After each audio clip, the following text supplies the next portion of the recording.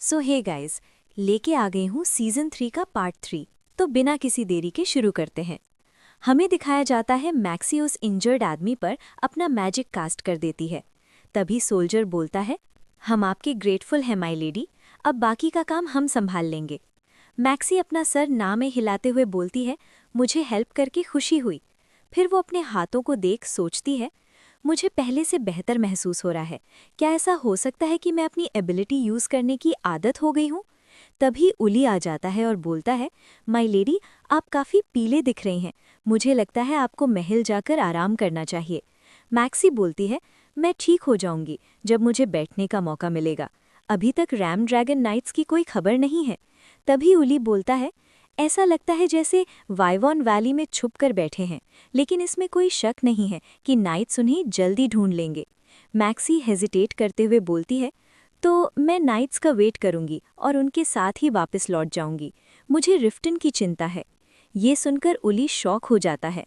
Maxi रिफ्टन को एक God की तरह इमेजिन करती है। मैक्सी सोचती है, शायद उली सोच रहा होगा कि क्या वो कमांडर के बारे में चिंतित है जिनके पास स्टील जैसी बॉडी और बहुत ज़्यादा स्टैमिना है। मैक्सी हल्की सी उम्मीद के साथ बोलती है, मैं यहीं रहूंगी जब तक मेरा मैना रिकवर ना हो जाए, और अगर वे नहीं आए तो मैं रात होते ही चली जाऊंगी। ये सुनकर उली अजीब सा चेहरा बना लेता है और बोलता है, ठीक है, अगर आप इतनी जिद कर रही हैं तो, लेकिन अगर नाइट्स अंधेरा होने तक नहीं लौटे तो आप। तभी उली अचानक मैक्सी को धक्का देकर बोलता है, माय लेडी, कवर में जाओ। मैक्सी देखती है, सामने एक बहुत बड़ा सा वाइवॉन था जो जोर से चीख रहा था। उली उसके सामने अकेला खड़ा था। तभी वो तेज आवाज में बोलता है, भाग जाइए माय लेडी। एक सोल्जर आकर मैक्सी को सहारा देता है। मैक्सी बोलती है, रुको, मेरा पैर। और सोचती है, मेरे पैर हिलने से इनकार कर रहे हैं। मैक्सी काफी डरी हुई थी, उसके पैर कांप रहे थे। वो बोलती है, मैं सांस नहीं ले पा रही हूँ। तभी अचानक कोई जोर से बोलता है, सभी पीछे हो जाओ। और एक बड़ी सी आग की लहर मॉन्स्टर के चारों तरफ लिपट जाती है। वो फायर उसे जलाने लगती है। हमें दिखाया जाता है ये फायर मैजिक एग्नेस ने कास्ट किया था। एग्नेस बोलती है, रिफ्टन, अब तुम्हारी बारी है। तभी रिफ्टन तेजी से आता है और एक ही स्लैश में मॉन्स्टर का काम तमाम कर देता है। चारों तरफ खून फैल जाता है। मैक्सी ये देखकर बहुत शॉक हो जाती है। सोल्जर बोलता है, माय लेडी, क्या आप ठीक हैं? क्या आपको चोट लगी है? और तभी मैक्सी बेहोश हो जाती है। देन हमें दिखाया जाता है, मैक्सी धीरे धीरे होश में आती है। मैक्सी सोचती है, बहुत ठंड है, मैं सांस नहीं ले पा रही हूँ। आखिर मेरे साथ क्या हुआ? हमें दिखाया जाता है, मैक्सी रिफ्टन की बाहों में लेटी हुई थी और धीरे धीरे कांप रही थी। रिफ्टन बोलता है, गहरी और धीरे धीरे सांस लो मैक्सी। फिर पूछता है, क्या तुम ठीक हो? क्या तुम्हें चक्कर आ रहे हैं? तभी मैक्सी अपने चेहरे पर हाथ रखकर बोलती है, मुझे नॉशियस फील हो रहा है। रिफ्टन बोलता है, ये माना की कमी के कारण है। You'll feel better once you've let it out. Maxi बोलती है, लूडिस को बुलाओ। रिफ्टन बोलता है, कोई बात नहीं, मैं हूं। लेकिन मैक्सी फिर भी नहीं मानती। नहीं, नो, आई वॉन्ट लूडिस। और तभी उसे वॉमिट हो जाती है। मैक्सी एम्बैरेस्ड फील करती है और हल्की सी रोती हुई बोलती है, आई एम सॉरी। रिफ्टन बोलता है, डोंट क्राई। फिर मैक्सी के फॉरहेड पर किस करके बोलता है, तुम अभी भी बर्फ की तरह ठंडी हो, थोड़ा वेट करो। फिर हमें दिखाया जाता है, मैक्सी रिफ्टन के साथ बात ले रही होती है। मैक्सी बोलती है, रिफ्टन, मुझे अभी भी ठंड लग रही है। रिफ्टन बोलता है, तुम्हारे अंदर मैना कम हो गया है। ये अनीमिया जैसे सिम्टम्स शो करता है, जिससे बॉडी टेम्परेचर लो हो जाता है। फिर वो धीरे से बोलता है, सब ठीक है मैक्सी, बस ठीक होने पर फोकस करो, सब ठीक हो जाएगा। सीन शिफ्ट होता है, सुबह का टाइम दिखाया जाता है। मैक्सी उठती है, रिफ्टन उसके पास ही लेटा होता है। मैक्सी उसे देख सोचती है, हाँ, रिफ्टन अभी भी यहाँ क्यों है? तभी रिफ्टन जग जाता है। मैक्सी बोलती है, मुझे माफ़ करना, मैं आपको जगाना नहीं चाहती थी। रिफ्टन बोलता है, तुम पहले से बेटर लग रही हो। तुम्हें कैसा फील हो रहा है? क्या अभी भी चक्कर आ रहे हैं? मैक्सी थोड़ी हैरान होती है और सोचती है, मेरा सर अभी भी दर्द कर रहा है, लेकिन। फिर बोलती है, मैं ठीक हूँ। रिफ्टन बोलता है, तुम्हारी आवाज़ हॉर्स लग रही है, ये लो, इसे पियो। मैक्सी ग्लास लेते हुए बोलती है, थैंक यू। रिफ्टन बोलता है, धीरे धीरे पियो, और अगर चाहो तो मेरे साथ और रेस्ट कर सकती हो। अगर तुम्हें लगता है तुम कुछ खा सकती हो तो मैं सर्वेंट से सूप मंगवा देता हूँ। तुम्हें थोड़ी देर और रेस्ट करना चाहिए। मैक्सी बोलती है, नहीं, मैं ठीक हूँ, मैंने अच्छी नींद ली थी। रिफ्टन उसकी तरफ देखकर बोलता है, तुम अभी भी पेल लग रही हो। मैक्सी बोलती है, नहीं, मैं। तभी रिफ्टन का एक्सप्रेशन सीरियस हो जाता है। वो धीरे से बोलता है, मैक्सी, तुम ठीक हो सकती हो, लेकिन मैं नहीं। क्या तुम्हें पता भी है, अगर मैं एक पल भी लेट होता तो तुम्हें कितनी चोट लग सकती थी, और अगर तुम अनलकी होती तो तुम। रिफ्टन आगे कुछ नहीं बोल पाता। मैक्सी ये सुनकर काफ़ी हैरान हो जाती है और धीरे से बोलती है, मैं परेशानी के लिए माफ़ी चाहती हूँ, मुझे नहीं लगा था मैजिक यूज़ करने से इतना नुकसान हो सकता है। तभी रिफ्टन उसे पकड़कर बोलता है, मुझे भरोसा नहीं हो रहा, उस बेवकूफ़ ने तुम्हें इस बारे में नहीं बताया। मुझे लगता है लूडिस ने भी तुम्हारी इतनी लापरवाही की उम्मीद नहीं की होगी। तुम्हें अंदाज़ा भी नहीं है, जब मैंने तुम्हें उस हालत में ज़मीन पर पड़ा देखा तो मुझे कैसा लगा। मैक्सी धीरे से बोलती है, लेकिन हर कोई खुद को खतरे में डाल रहा था, मैं अकेली थी जो कुछ नहीं कर रही थी। ये सुनकर रिफ्टन का गुस्सा और बढ़ जाता है। वो तेज़ आवाज़ में बोलता है, तुम्हें महल छोड़कर कभी नहीं जाना चाहिए था। तुम्हें क्या लगता है मैं दिन रात एक डॉग की तरह काम क्यों करता हूँ? क्यों मैं महल और कैसल की दीवारें बढ़ा रहा हूँ? फिर अचानक रिफ्टन शांत हो जाता है। मैक्सी उसे हैरानी से देख रही होती है। वो धीरे से बोलती है, रिफ्टन। रिफ्टन बिना उसकी तरफ देखे अपने कपड़े पहनता है और बोलता है, अपने चेंबर को छोड़ने का सोचना भी मत, और फिर वहां से चला जाता है। मैक्सी फिर से अकेली रह जाती है। सीन शिफ्ट होता है। हमें एग्नेस दिखाई जाती है। वो बोलती है, ये मेरी गलती थी, I am so sorry Maximilian. ये सुनकर लूडिस और मैक्सी दोनों हैरान हो जाते हैं। मैक्सी पूछती है, आपकी गलती कैसे? एग्नेस बोलती है, कल जो वाइवन आया था, प्लान ये था कि मैं वैली में एक बैरियर बनाऊंगी जिससे मॉन्स्टर्स एक साइड में आ जाएं और उन्हें एक एक करके मारा जा सके। लेकिन बैरियर में एक होल रह गया, उसी से एक वाइवन बाहर निकल गया और कैंप में नुकसान किया, और तुम्हें भी चोट लगी। मैक्सी ये सुनकर हैरान हो जाती है और सोचती है, कितनी सरप्राइजिंग बात है, इतनी हाई रैंक का इंसान अपनी गलती खुद मान रहा है। मैक्सी बोलती है, आपको माफ़ी मांगने की ज़रूरत नहीं है, आपने एनाटोल की हेल्प करने के लिए फ़ाइट की थी, अगर आपने हमारी मदद नहीं की होती तो। एग्नेस हल्का सा स्माइल करके हाथ हिलाते हुए बोलती है, खैर, मैंने फ्री में तुम्हारी हेल्प नहीं की है, लेकिन मेरा कॉन्शियंस मुझे कल की गलती के बाद लूट लेने की इजाज़त नहीं देता। मैक्सी पूछती है, कैंप के लोगों का क्या हुआ? वहाँ पहले ही काफ़ी घायल लोग थे। एग्नेस बोलती है, 6 लोग सीरियसली इंजर्ड हो गए थे और बाकी सबको बस हल्की चोट लगी थी। हीलिंग मैजिक से वो 6 लोग भी बच गए। मैक्सी स्माइल करके बोलती है, मुझे खुशी है। तभी एग्नेस बोलती है, हालांकि 2 वर्कर्स नहीं बच पाए, वे वाइवर्न के नीचे क्रश हो गए। रेड के अंत तक वे पहले ही मर चुके थे। ये सुनकर मैक्सी बहुत शॉक हो जाती है। वो धीरे से बोलती है, मैं समझ गई। वो परेशान होकर सोचती है, क्या वे वही लोग हो सकते हैं जिन्हें मैंने बचाया था? अगर वो थे, अगर ऐसा है तो। फिर वो धीरे से बोलती है, जो भी मैंने किया सब बेकार था। तभी एग्नेस उसका हाथ पकड़कर तेज आवाज में बोलती है, व्हाट नॉनसेंस। उसकी आंखें चमक रही थीं। वो बोलती है, वे लोग जो वाइवर्न अटैक से बच गए वो सिर्फ तुम्हारी हीलिंग मैजिक की वजह से बचे हैं। तुमने जो किया वो इनक्रेडिबल था। मैक्सी हैरान होकर बोलती है, थैंक यू, लेकिन मुझे लगता है आप मेरे बारे में ज़्यादा सोच रही हैं। मैंने बस वही किया जो एक महल की लेडी को करना चाहिए था। हालांकि मुझे नहीं लगता कि रिफ्टन मेरे इस काम को अप्रिशिएट करेगा। एग्नेस स्माइल करके बोलती है, ये सच में देखने लायक नज़ारा था। मैंने कभी नहीं सोचा था कि हमारे फियरलेस मागो को इतना डरा हुआ देखूंगी। वो हंसते हुए बोलती है, जब वो ड्रैगन के सामने था तब तो उसने पलक भी नहीं झपकाई। ये सुनकर मैक्सी उसे घूर कर देखती है और सोचती है, क्या वो उसका मजाक बना रही है? फिर बोलती है, रिफ्टन को बस मेरी चिंता थी। वो एक काइंड मैन है, इसीलिए वो मेरी इतनी चिंता करता है, क्योंकि मैं बहुत कमज़ोर हूँ। ये सुनकर एग्नेस शॉक हो जाती है, फिर जोर से हंसने लगती है। मागो, और वो भी काइंड। वो अपनी हंसी रोक ही नहीं पा रही थी।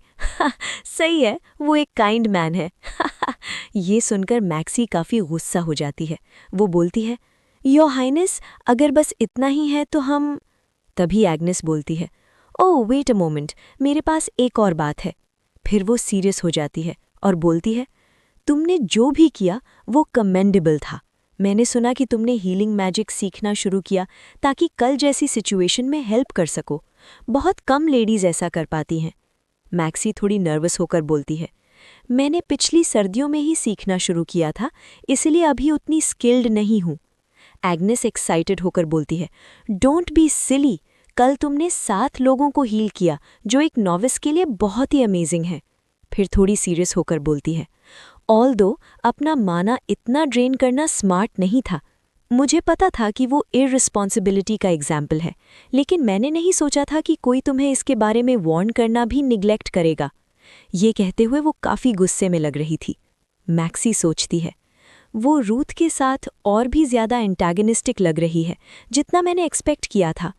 मैक्सी गहरी सांस लेकर बोलती है, रूथ एक अच्छा मेंटर है। उसने मुझे सिखाया और मैंने अपना बेस्ट दिया, जबकि वो बहुत बिजी था। एग्नेस खुश होकर उसके पास आती है और बोलती है, ठीक है मैक्सिमिलियन, तुम रिफ्टन के साथ कैपिटल क्यों नहीं आती? मैक्सी हैरानी से उसकी तरफ देखकर बोलती है, माफ़ करना? एग्नेस बोलती है, अगर आपको मैजिक अच्छे से सीखना है तो मैं आपको गाइडेंस दूंगी। आप एक लॉयल सॉर्सरर से इंस्ट्रक्शंस ले सकती हैं, मैं सब अरेंज कर दूंगी। इतना ही नहीं, महल में रेगुलर ग्रैंड बैंक्वेट्स और आर्ट इवेंट्स होते हैं और वहाँ घूमने के लिए कहीं ज़्यादा जगह है। आप नोबल लेडीज से भी मिल सकती हैं। मैं गारंटी देती हूँ, आप एनाटॉल से कहीं ज़्यादा वहाँ एंजॉय करेंगी। मैक्सी थोड़ी फ्लिंच होती है, फिर बोलती है, आपके इनविटेशन के लिए शुक्रिया, लेकिन मैं यहाँ अपनी लाइफ से खुश हूँ और मुझे नहीं लगता रिफ्टन एनाटॉल छोड़ना चाहता है। ये सुनकर एग्नेस एक गहरी सांस लेती है और बोलती है, आप दोनों म्यूल्स की तरह जिद्दी हैं। मुझे यकीन है अगर आप उसे कहीं कि आप वहाँ रहना चाहती हैं तो वो अपना माइंड चेंज कर लेगा। मैक्सी थोड़ी सीरियस हो जाती है और बोलती है, क्या ऐसा है या रॉयल फैमिली रिफ्टन को कैपिटल में चाहती है? एग्नेस बोलती है, हिज मैजेस्टी रिफ्टन को अपने पास रखना चाहते हैं। इसके बारे में सोचे तो रोएम विग्रियो का इनकार्नेशन होने के कारण वो बाकी नाइट्स और नोबल्स की वफादारी को मजबूत करेगा। मैक्सी बोलती है, लेकिन मैंने सुना था कि ड्रैकियम में कुछ नोबल्स हैं जो रिफ्टन से नफरत करते हैं।